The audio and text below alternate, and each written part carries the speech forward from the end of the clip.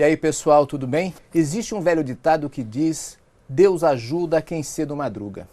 Mas os matemáticos resolveram fazer uma equação com esse velho ditado. Quanto mais você trabalha, mais a sorte aumenta. O entrevistado de hoje no Café de Investidor, a gente pode dizer que é um cara de sorte. Em 2009, ele vendeu a sua startup por 342 milhões de dólares, naquilo que foi considerado um dos maiores negócios da internet brasileira. Naquela época, todo mundo queria ser o novo Buscapé, que é do Buscapé que eu estou falando. Depois, ele resolveu ir para o outro lado do balcão e virou investidor. E olha aí, o cara realmente tem sorte. Porque desde que ele entrou no mercado de Venture Capital, o ecossistema brasileiro entrou numa espiral de crescimento. Quem está aqui comigo hoje nos estúdios para B3 para contar essa história é Romero Rodrigues, fundador do Buscapé e sócio do Redpoint Ventures. Romero, muito obrigado por vir aqui participar do Café com o Investidor. Ralf, eu que agradeço. Obrigado pela oportunidade, obrigado por estar ajudando aí tanto o mercado, cedendo esse espaço para a gente contar um pouquinho dos nossos tropeços. E afinal, você é realmente um cara de sorte? Olha, eu posso dizer que eu sou um cara que trabalha bastante.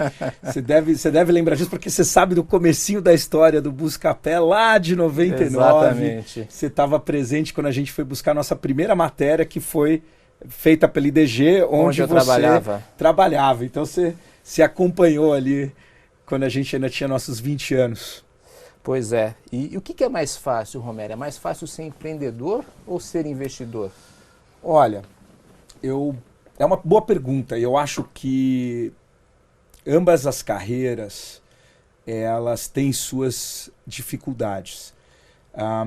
Eu tive a sorte, e acho que foi uma sorte mesmo, de conectar as várias oportunidades da minha carreira numa mesma direção, muito ligada ao empreendedorismo.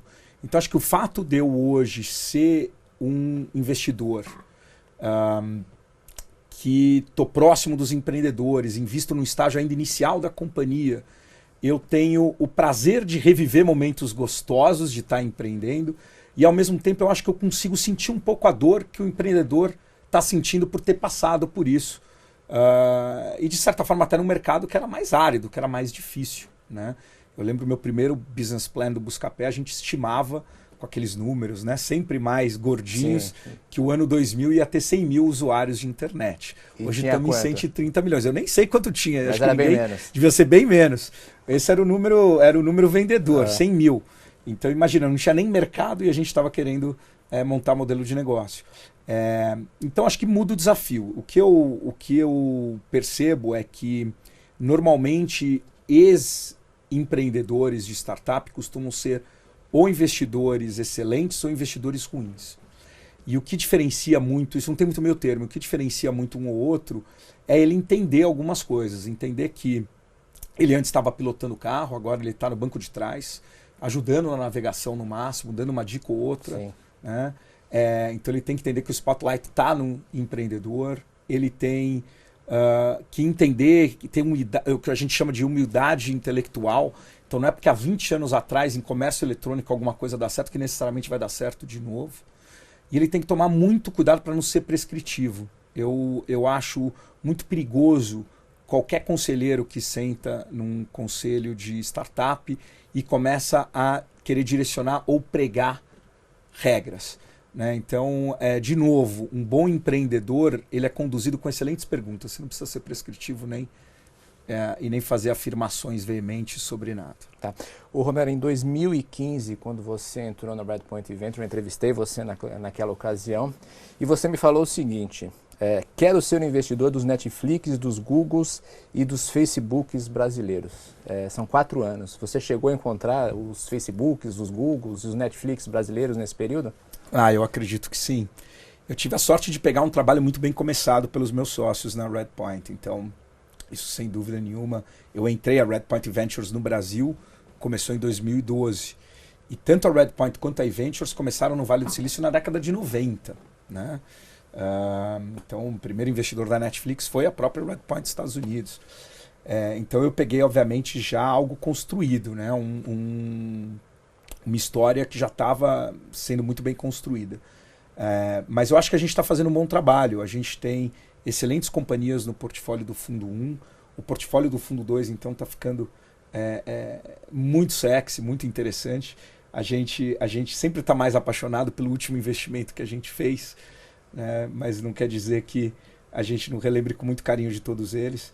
Então a gente tem aí 24 companhias investidas no primeiro fundo, tem cerca de 10 companhias já anunciadas no segundo fundo.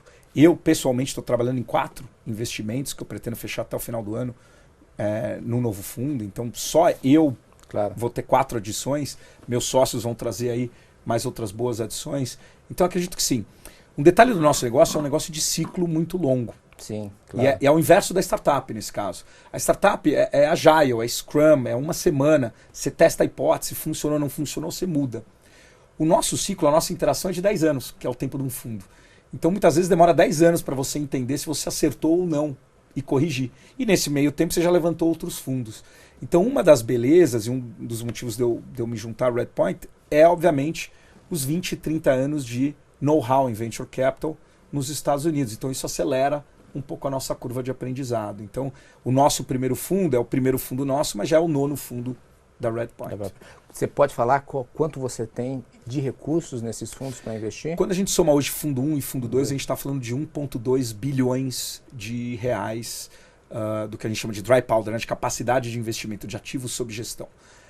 Uma boa parte disso está investida nas companhias do fundo 1, uma boa parte está fresquinho esperando o investimento do fundo 2. E como você define a Redpoint? Ela é um fundo early stage, ela está em seed, série A, série B? Qual que são o valor dos cheques que são feitos por vocês? Boa.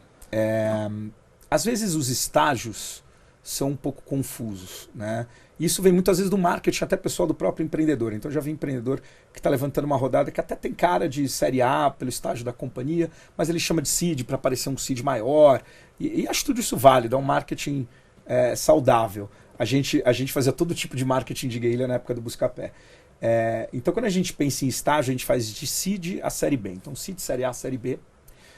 Então a gente faz cheques que começam em $100 mil como primeiro cheque para uma empresa e vão até os seus 7, 8 milhões de dólares como primeiro cheque para a empresa. Feito esse primeiro cheque, e a gente tenta buscar no primeiro ou segundo cheque a nossa participação-alvo, que é sempre uma participação minoritária, ela é em torno de 20%. Uma vez conquistado isso, o que a gente faz é a gente defende essa participação fazendo o nosso proporcional, o nosso prorata nas rodadas subsequentes. Então você sempre faz follow-on?